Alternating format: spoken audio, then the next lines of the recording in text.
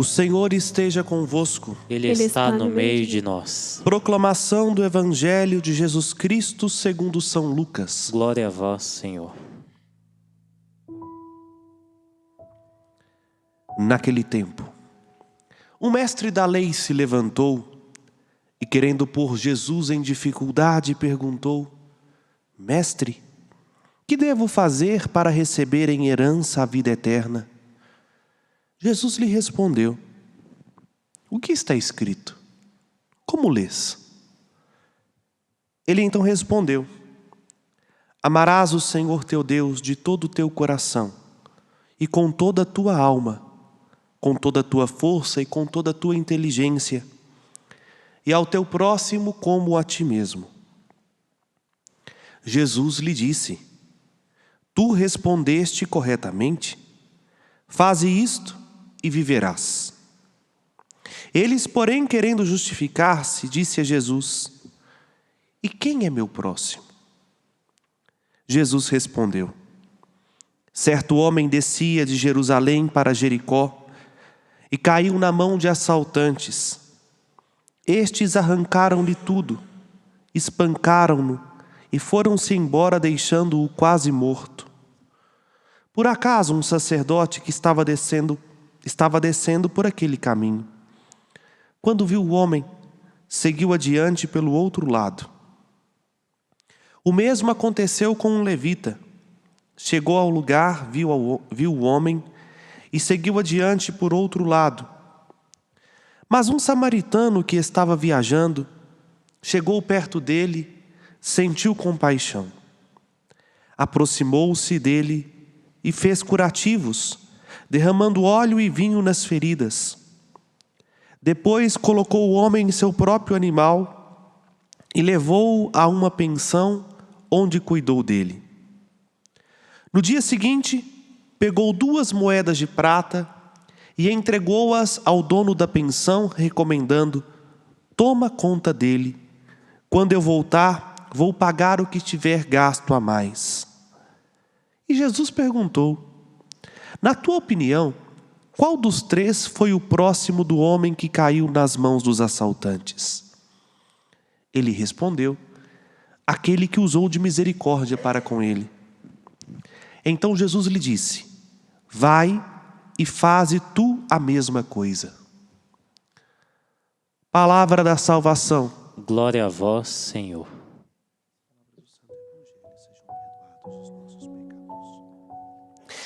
Meus irmãos e irmãs, hoje, dia 3 de outubro, a Igreja no Brasil celebra a memória de uma multidão, pelo menos 30 mártires, que derramaram seu sangue por causa de Cristo no território brasileiro.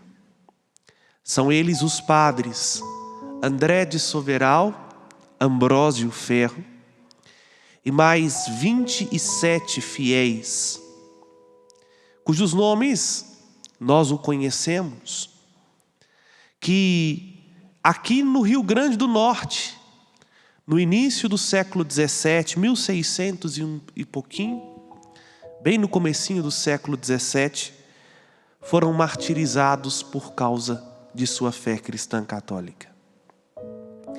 A gente acha, meus irmãos e irmãs, que o martírio era algo somente da igreja primitiva, né? Mas ainda hoje, no dia de hoje, muitos são mortos por crerem e por levarem a sério a sua fé em Jesus Cristo, nosso Senhor. André de Soveral veio para cumprir sua missão de pároco na primeira paróquia no Brasil, no Rio Grande do Norte, e ali dedicava o seu ministério sacerdotal, junto com o povo de Deus, do recém-país formado, da terra de Santa Cruz. Porém, Rio Grande do Norte era uma das regiões muito rica em cana-de-açúcar, que na época valia mais do que ouro, né? E começou a vir para o Brasil, e isso é atestado pela história, holandeses para colonizar o nordeste do Brasil e tentar tomar de Portugal estas terras justamente visando o lucro da cana-de-açúcar. Com os holandeses vieram também missionários calvinistas. Calvino era um reformador e os calvinistas, naquela época, eram extremamente radicais. Chegando no Rio Grande do Norte, os holandeses, junto com estes missionários calvinistas, começou-se uma guerra por pretextos aparentemente religiosos, mas financiado por pretextos econômicos. Vejam, meus irmãos e irmãs, uma realidade sutil. Nenhuma perseguição religiosa é, no fundo, por cunho religioso, mas, no fundo, é um cunho político, com interesses econômicos e sociais. Os cristãos vivem no mundo, mas não são deste mundo. Sabe que é preferível morrer do que perder a vida que o Cristo nos dá. Por isso, diante daqueles embates entre calvinistas e a comunidade católica que já estava no Rio Grande do Norte, no dia 3 de outubro de 1603, se não me falha a memória, alguns missionários calvinistas, enquanto o padre André de Soveral celebrava a Eucaristia na capela, entrou na igreja, fechou as portas e massacrou, fuzilando todos os católicos, a começar pelo padre, dentro da igreja, celebrando a Santíssima Eucaristia. O sangue dos mártires, meus irmãos e irmãs, como nos recorda Tertuliano, é semente de novos cristãos. O testemunho de fé destes homens, que participando do mistério mais sublime do amor, foram ceifados, como o trigo vicejante entra no celeiro, é para nós um exemplo daquilo que São Paulo adverte aos Gálatas, que é preferível darmos a vida pelo Evangelho do que perdermos o Evangelho para nos mantermos vivos. André de Soveral morreu celebrando a Eucaristia. Ambrósio Ferro morreu concelebrando a Eucaristia. E outras 27 pessoas, homens, mulheres, crianças, morreram por causa da Eucaristia. Estes homens não só regaram as terras brasileiras com sangue, mas também nos ensina a nós valorizarmos tão grande mistério, que a nós é dado como um grande tesouro, que é o mistério eucarístico, do corpo, do sangue, da alma e da divindade de nosso Senhor Jesus Cristo, que recebemos cada vez que aproximamos deste altar. Aqui, meus irmãos e irmãs, nós somos chamados mais uma vez a nos perguntar: estamos de fato dispostos a dar a vida por Jesus? Ou queremos de fato que Jesus seja para nós aquele que torna mais cômoda e confortável a nossa vida? O sentido do Evangelho de hoje, meus irmãos e irmãs, é para nós um horizonte de vida. Quem é o próximo? Primeiro, o próximo nosso foi o Senhor, que nos viu jogado à beira do caminho, quando pelos nossos pecados e pela condição da humanidade no pecado de Adão, estávamos feridos de morte. Ele se aproximou de nós, Ele nos viu, teve compaixão, curou nossas feridas, levou-nos para um lugar seguro, inspirando-nos no Senhor, que se aproximou de nós.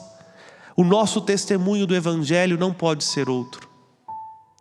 Nós precisamos também ver e sentir compaixão do Cristo, que se encontra enfermo, com fome, nu, com sede, perseguido, na pessoa do outro.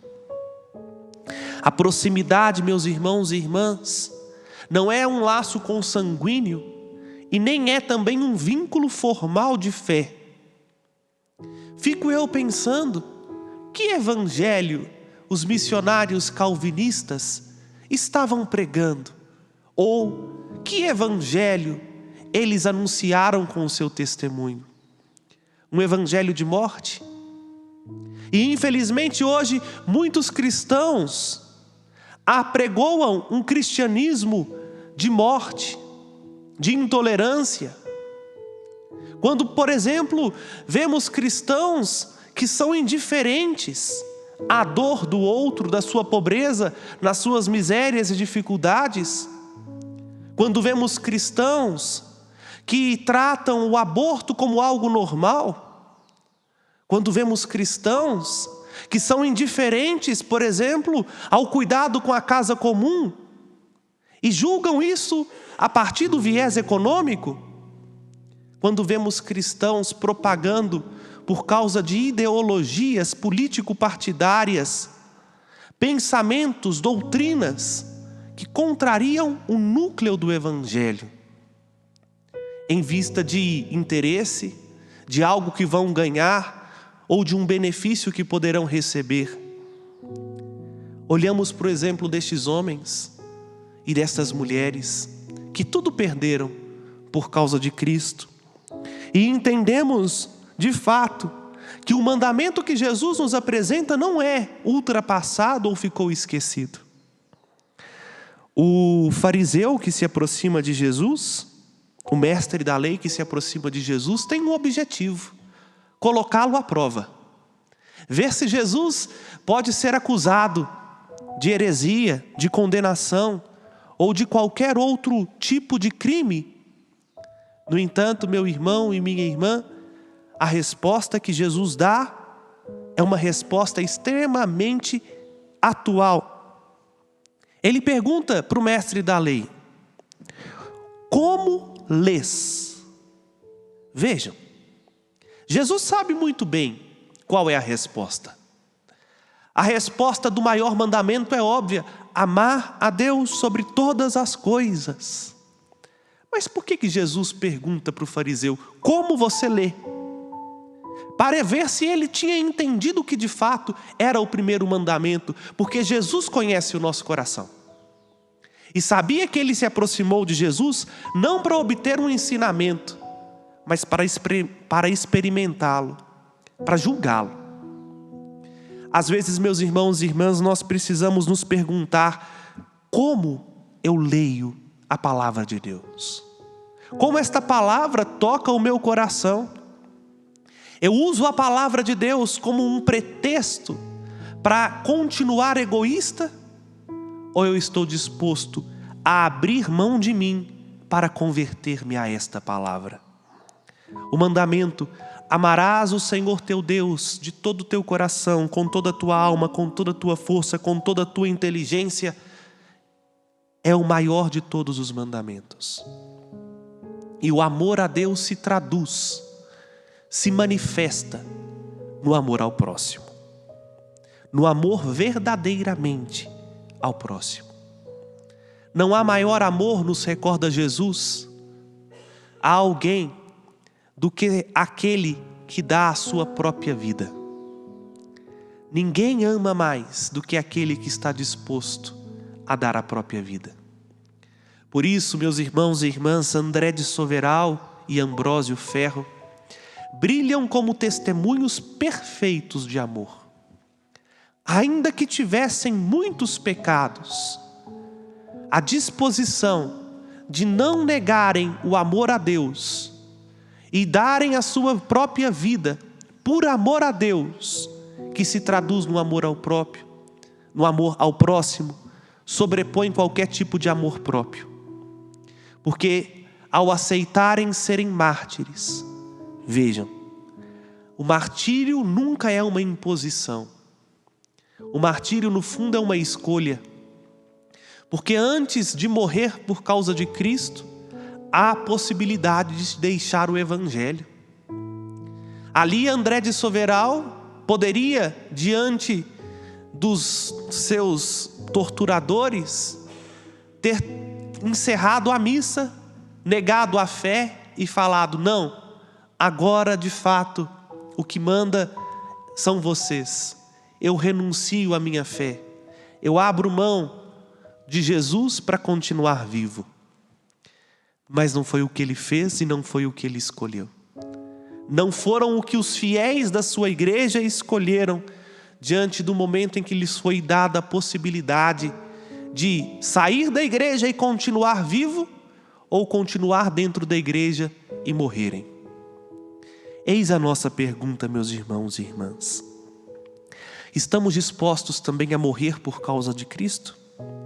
Porque hoje talvez o desafio de morrer por causa de Cristo não vai ser perder a nossa vida biológica, mas vai ser perder uma noite de sono por causa de alguém que amamos, vai ser perder um pouco dos nossos recursos para cuidar de alguém que não tem condições, vai ser perder um pouco do nosso tempo para ouvir aqueles que precisam de desabafar, vai ser perder um pouco do nosso orgulho para aproximar-se daqueles que os nossos preconceitos nos impedem de estar próximos, vai ser viver um martírio branco, morrendo para nós mesmos, para que o próximo, caído, jogado ao chão, possa também descobrir a força renovadora do amor de Deus que se aproxima de todos e que se vale de nós, pecadores que o amamos, para se aproximar daqueles que precisam de encontrar a cura do corpo, a cura